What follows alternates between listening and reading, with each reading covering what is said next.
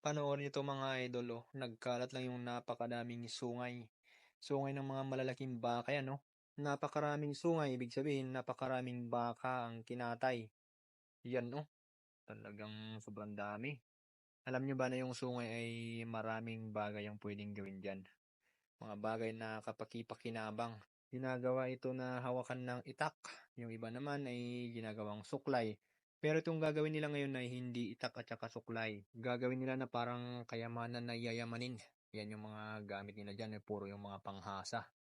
Kasi kailangan talaga hasain para kuminis. Yan, oh, hindi na kailangan tabasin ng itak.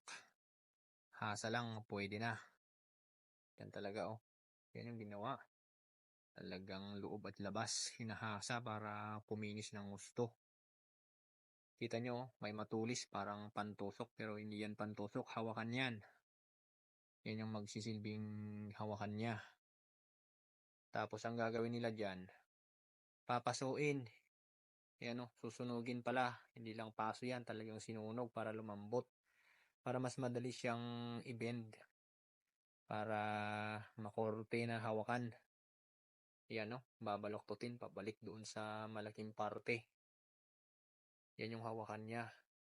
Kung titignan nyo, parang ordinaryong gamit lang pero mamaya pagkatapos yan ay magugulat kayo sa resulta. Kasi napakaganda pala, oh. Parang kayamanan ng mga sinaunang tao. Naghasa na rin ng pantakip dun sa butas, oh. Yan, oh, alam nyo na ba kung ano yan? Lumabas na yung forma, oh. Parang yung inuman ng kape ng mga sinaunang hari. Yan, oh. Ang ganda na. Hindi pa tapos yan pero nakikita na yung ganda niya. Lalo na kapag natapos na. Ayan, oh, talagang pinakinis ng gusto. Yan lang talagang pinaka main tools nila dyan, yung mga hasaan na yan. Kasi kailangan pakinisin ng gusto para maganda. Kasi ang pangit naman kung nakikita pa yung korting sungay. Hindi kaya yung itsura ng sungay, kaya kailangan pakinisin.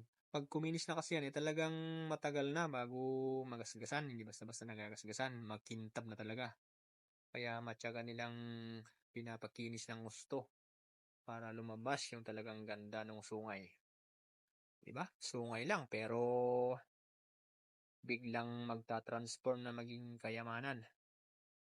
Yan, oh, ang ganda na, oh. Nakikita na talaga yung ganda niya. Talagang kakaiba yung talento ng mga tao na 'to gumagawa, oh.